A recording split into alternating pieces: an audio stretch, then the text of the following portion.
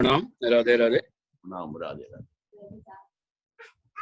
नया कुछ भी नहीं बोलना है, पुरानी बातों को रिपीट करना है। जैसे कल चाणक्य जी ने एक प्रसंग छेड़ा कि वो 3 महीना वाली बात जरा व्याख्या करके बताइए।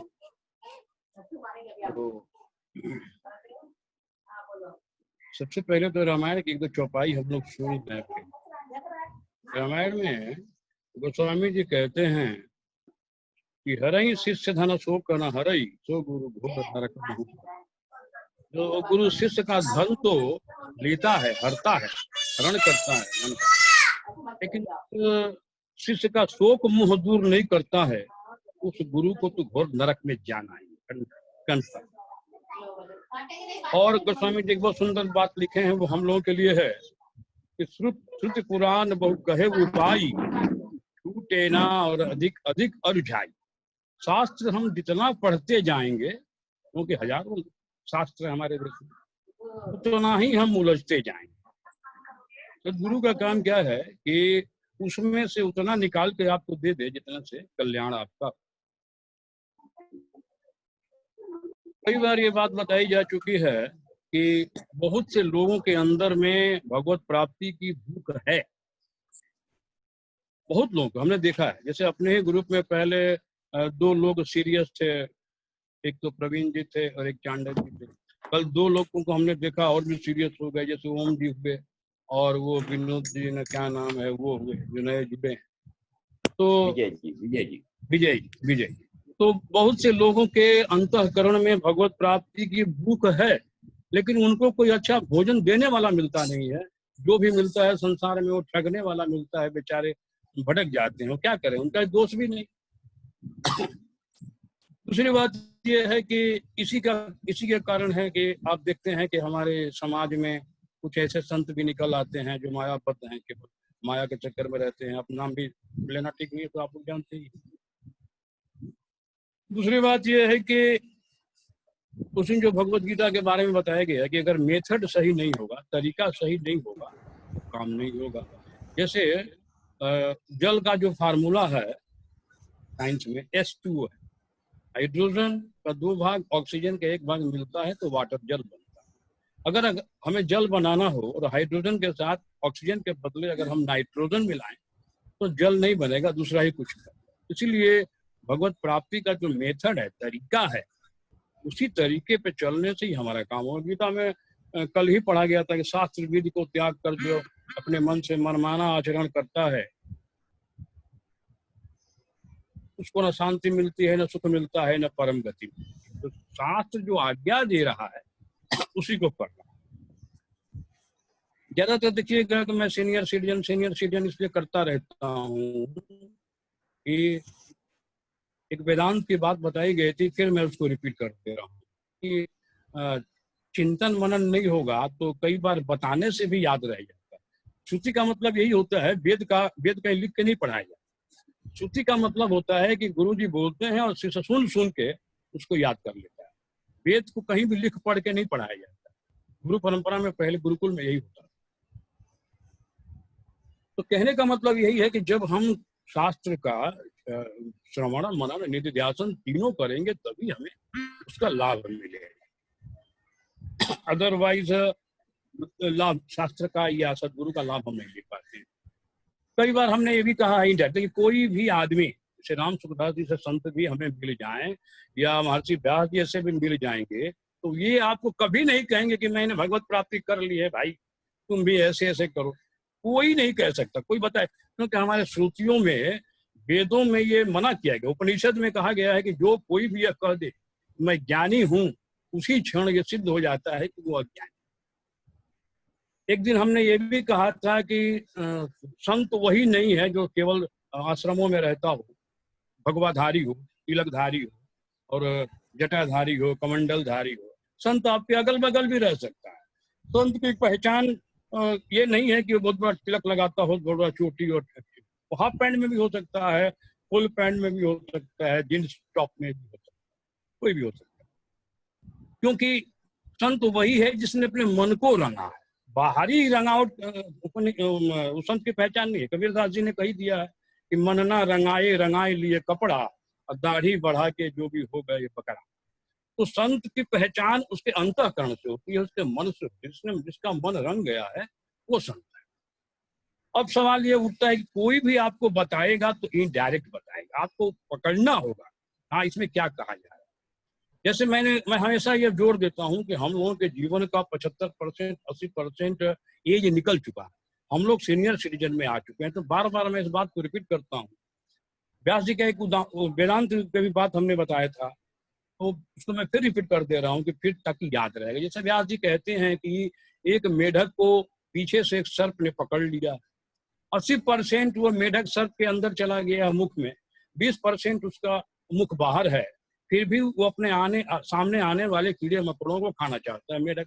तो व्यास जी कहते हैं कि अभी भी वो सुख खोज रहा है, अभी भी वो सुख चाहता है।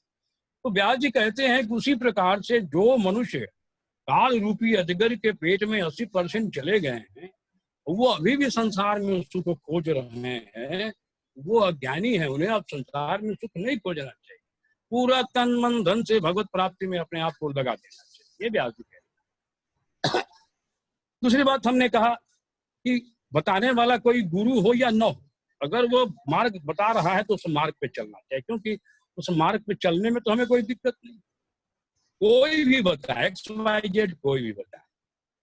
तीसरी बात यह है कि कोई भगवत प्राप्त आदमी आपको मिलेगा, तो जैसे मान लीजिए कि एक मिठाई, अमेरिकन मिठाई है, जिसको मान लीजिए कि मैं खा रहा हूं, उस अमेरिकन मिठाई के बारे में यदि आप पूछिएगा कि गिरीश इसका टेस्ट कैसा है, तो कोई गूंगा होगा तो बता नहीं सकता है, लेकिन बोलने वाला होगा तो ज्यादा से ज्यादा यही बोलेगा कि भाई मीठा है। अब वो मीठा शब्द का आप अपने अनुसार क्या व्याख्या कीजिए, ये जो बता रहा है, जो अनुभव कर रहा है, जो मिठाई खा रहा है, वो उसका एक्सप्लेन कर भी नहीं सकता, वो व्याख्या कर भी नहीं सकता। जो कोई भी संत महात्मा भगवान का परमानंद का लवलेश भी पाया हो, वो उसकी एक्सप्लेन कर ही नहीं सकता, उसकी व्याख्या की ही नहीं जा सकती है। वो जिसको मिला है वो वही उसको समझ सकता है, तो उसको प्राप्त करने का प्रयास करना है।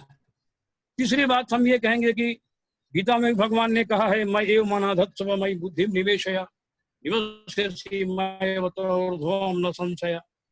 मन और बुद्धि मुझ में लगा दे, अर्थात मेरे पास गिरवी रख दे, ये भगवान कह रहे हैं। तो भगवान तो हमारे पास है नहीं, लेकिन जो बताने वाला है, जो सदगुरु है, कम से कम भगवान तो हमेशा आते नहीं है संसार में ना, भगवान तो कितनी बार आए। भगवान कहते हैं कि मैं वेद हूँ, मेरी बात सुनो, उनको पढ़ो। लोग कहते हैं कि होंगे, हमें मतलब। व्यास जी आए, व्यास जी ने कहा कि मैं भगवान का अवतार हूँ, मेरी बात सुनो। लोगों ने कहा होंगे, हटिए, हम संसार में ही आनंदित हैं, हमको उससे नहीं चाहिए। कहने का मतलब कोई भी भगवान हमेशा तो आएंगे नहीं, वो अपने जानकारों को, अपने दासों को ही आपके पास, तो उनके पास कम से कम अपने मन और बुद्धि को गिरवी रखिए। क्यों? जैसे जमीन में बोया हुआ बीज अपने आप को मार लेता है, जैसे किसान जो गेहूं चना बोता है तो उसको वो बीज अपने आप को नष्ट कर देता है, तब उसमें से नया पौधा निकलता है। तो उसी प्रकार से जो हम संसारी कूड़ा करकट अपने अंदर जुड़े हुए हैं, जमा किए हुए हैं, इसको जब तक हम कंप्लीट सरेंडर नहीं कर देंगे, आत्मसमर्पण जिसको कहा जाता है, आत्मनिवेदन कहा जाता है, जब तक हम अपने आप को मार नहीं लेंगे, तब तक नया पौधा निकलना बड़ा मुश्किल है। अभी कल परसों भी हमने कहा था कि सदगुरु कोई भी हो, उसके चोट को थोड़ी सहना। जैसे कोई भी मूर्तिकार मूर्ति बनाता है तो पत्थर पर वो छीनी हथौड़ी का चोट करता है, तो जो पत्थर छीनी हथौड़ी का चोट नहीं सहता है, वो फूट के बिखर के कंकड़ हो जाता है, वो रास्तों में पड़ा रहता है, लोगों के ठोकरें खाता रहता है। और जो सदगुरु, जो पत्थर मूर्तिकार की छीनी हथौड़ी का चोट सह लेता है, वो शंकर हो जाता है, अर्थात मंदिर में उसकी स्थापना होती है, पूजा होती है। उसी तरह से सदगुरु की बात को जो ग्रहण कर लेता है बिना अपनी बुद्धि लगाए, और बुद्धि लगाने की जरूरत भी नहीं, क्योंकि सदगुरु ने भगवत प्राप्ति कर ली है, उसको मार्ग मालूम है, तो उसकी बात को मानने से हमें क्या लाभ होगा कि वो अपना ही तरीका बताएगा, जो तरीका से उसने काम किया है, तो उसमें आपका काम बहुत शीघ्रता से होगा। इसलिए मन बुद्धि को जमा कर देना चाहिए। शास्त्रों में जो कहा गया है उसके हूबहू मानने का नाम श्रद्धा है। जैसे गीता में भगवान ने एक श्लोक में कहा है कि एवं प्रवर्तितम चक्रम नानुवर्ति यति अघाय इंद्रिय रामो मोघम पार्थ जीवति। भगवान कहते हैं कि जो सृष्टि चक्र के अनुसार नहीं चलता, अर्थात भगवान के बनाए हुए नियम के अनुसार, वेद की आज्ञा के अनुसार नहीं चलता है, केवल अपनी इंद्रियों को सुख देने में लगा हुआ है, तो मनुष्य तो व्यर्थ ही जी रहा है ना। केवल इंद्रिय सुख के लिए दिन रात हम भाग रहे हैं। यार संसारी मनुष्य दुखी क्यों? संसारी मनुष्य के दुख का कारण ही केवल एक है कि इंद्रिय मन की गुलामता स्वीकार करके दिन रात वो भागते फिर रहा है इंद्रियों से मन को सुख देने के लिए। संसारिक आदमी इंद्रिय शरीर इंद्रिय मन से ऊपर जाता ही नहीं है, मन के लेवल स्तर तक ही जीता है वो। और मन इंद्रियों के गुलाम जब तक वो रहेगा, इंद्रियां मन उसको दबोच के रखेंगी, वो बेचारा दुख से छटपटाता रहेगा, कराहता रहेगा। फिर भी इंद्रियां मन इतनी दुष्ट हैं कि उसको छोड़ने वाली नहीं। इसलिए हमें समर्पण का भाव रखना चाहिए। दूसरी बात, आजकल की कई भागवतकारों को हम भी सुनते हैं, वो तो ये तो कहते हैं कि संसार में भगवान में मन को लगाओ, संसार से मन को हटाओ, भक्ति करो, हेन करो, तेन करो। मगर ये नहीं बताते हैं कि संसार जहाँ कल रात में ही चर्चा हो रही थी विजय जी की बात पर, हमारा मन जो करोड़ों साल से संसार में आसक्त है, पहले उसको हटाने की विधि बताइए। मन वहां से हटेगा तब न संसार भगवान में लगेगा। ना पहले ही से लगा हुआ है, मन क्यों हटना चाहेगा? मन तो माया का पुत्र है, वो चाहेगा कि हम हमेशा माया में लिप्त रहें। आत्मा भगवान का पुत्र है, आत्मा भगवान की तरफ ले जाना चाहती है, लेकिन आत्मा के हाथ में कुछ है ही नहीं है। आत्मा गाड़ी में बैठे हुए पैसेंजर की तरह, ड्राइवर तो मन बुद्धि इंद्रियां, तो इंद्रिय मन बुद्धि हमें गलत दिशा में ले जा रहे हैं। आत्मा रूपी पैसेंजर बैठा हुआ देख रहा है, कुछ कर नहीं पा रहा। तो सबसे पहले हमारा करोड़ों जन्म से संसार में मन आसक्त है। जैसे मान लीजिए कि एक गाड़ी 100 किलोमीटर के स्पीड से चल रही, वो गाड़ी को जब तक हम ब्रेक मार के रोकेंगे नहीं, फिर रिवर्स गियर देंगे नहीं, फिर तो रिवर्स गियर में देने के पहले उसको न्यूट्रल पोजीशन में लाना पड़ता है, फिर रिवर्स गियर देते हैं, तब गाड़ी बैक में जाती है। तो कहने का मतलब क्या हुआ कि हमारा मन जब संसार में आसक्त है, पहले से न्यूट्रल पोजीशन में होता, न भगवान में लगा होता न संसार में लगा होता, तो कोई बात नहीं था, हम आसानी से भगवान में लगा देते। लेकिन यहाँ तो संसार में इस जन्म से नहीं, करोड़ों जन्म से लगा हुआ है। अब उसको पहले हम ज्ञान का हथौड़ा बजाकर उसको वहां से हटाएंगे।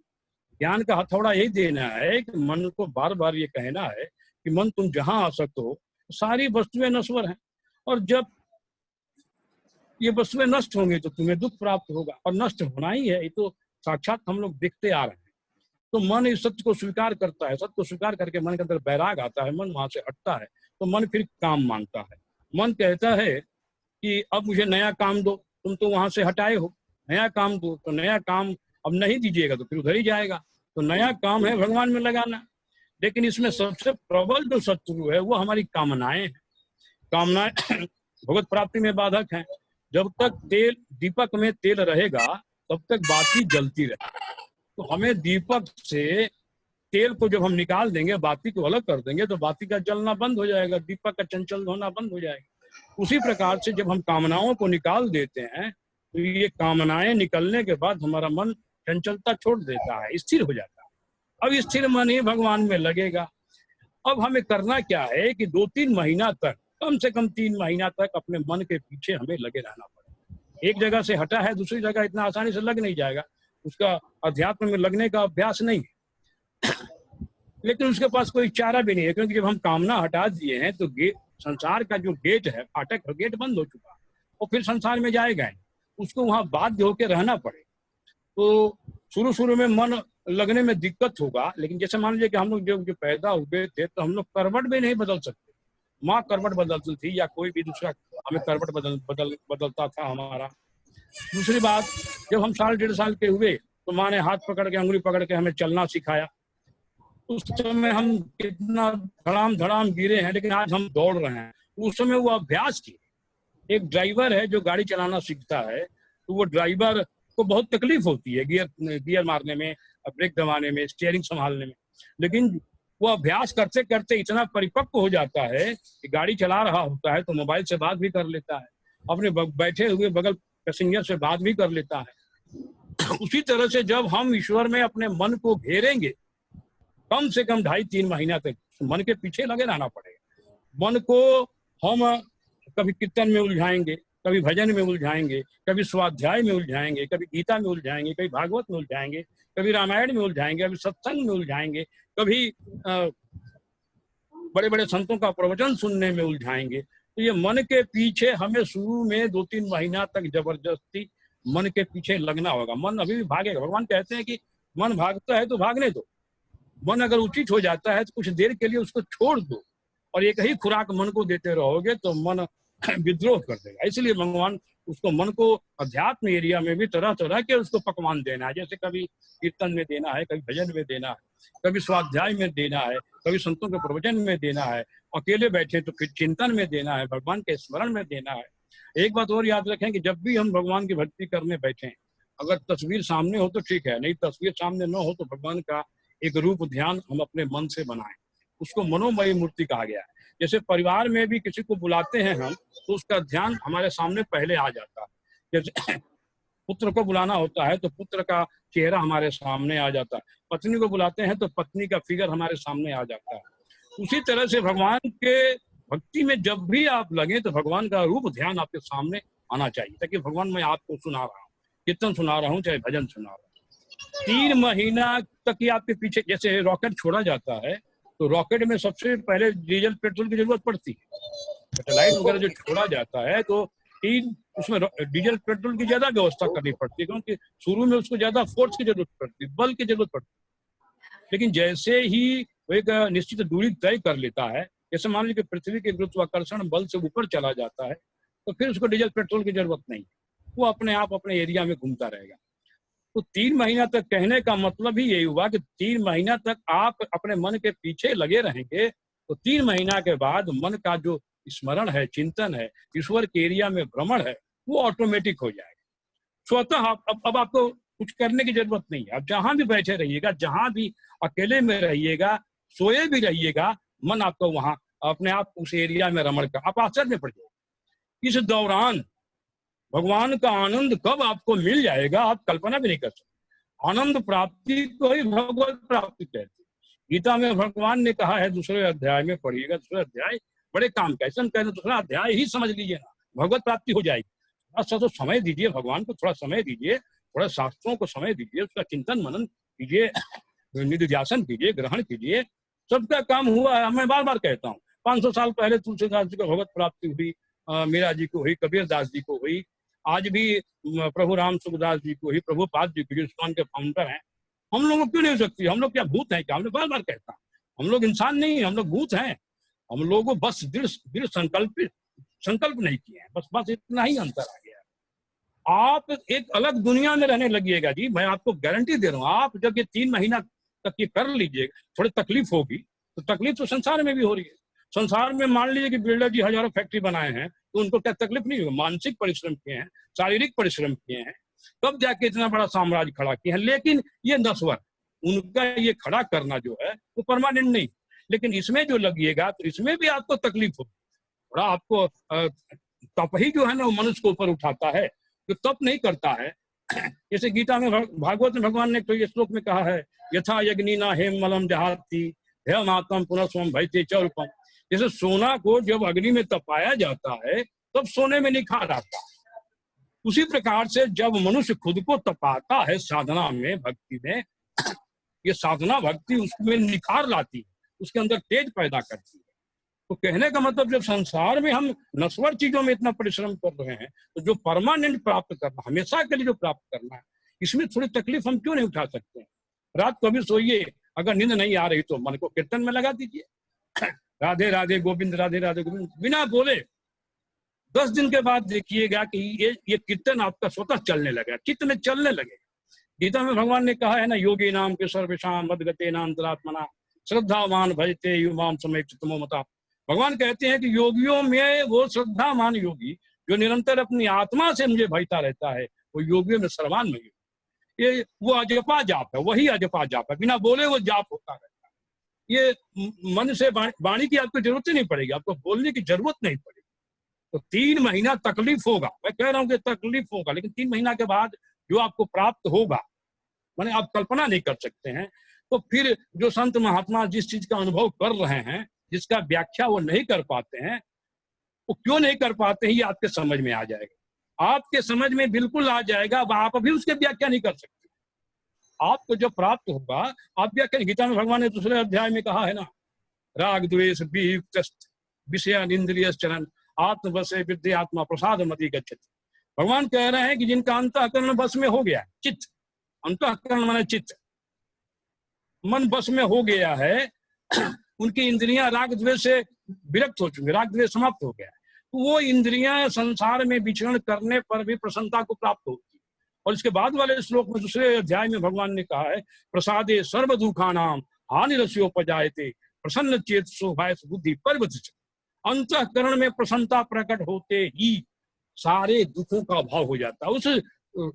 उस भक्त के पास सपने में भी दुख, वो दुख अपने को करना भी चाहेगा तो नहीं हो सकता। तो कहने का मतलब क्या, 3 महीना तक हमें इस तप में अपने आप को तपाना पड़ेगा, और तपने के बाद क्या प्राप्त होगा ये आप 3 महीना के बाद हमको आप लोग बता दीजिए। डेफिनिट है, निश्चित है, ये एकदम 100% कन्फर्म है कि आप जो चाहते हैं वो वस्तु आपको प्राप्त।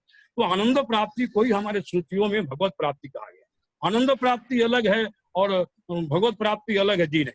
आनंद प्राप्ति ही भगवत प्राप्ति है, या भगवत प्राप्ति ही आनंद प्राप्ति है। तो 3 महीना का व्याख्यान बस यही है कि हम अपने मन के पीछे लग जाएंगे, डेफिनेट हमारा काम होना है, इसमें जरा भी संशय नहीं।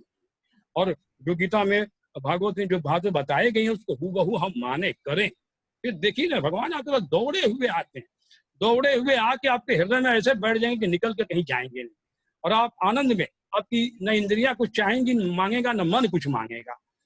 कोई स्मरण मात्र से, चिंतन मात्र से आपके अंदर ऐसा आनंद प्रकट होगा कि आप घर में पड़े रहेंगे, आपके बगल के लोग आपको समझ नहीं पाएंगे कि आप कारण इतना आनंद में कैसे रहे। ये आप करके देखिए, आप एक्सपेरिमेंट शुरू कर दीजिए, फिर 3 महीना के बाद हमको बता दीजिए। तो आज के लिए इतना ही, फिर राधे राधे, क्योंकि समय निकल चुका है।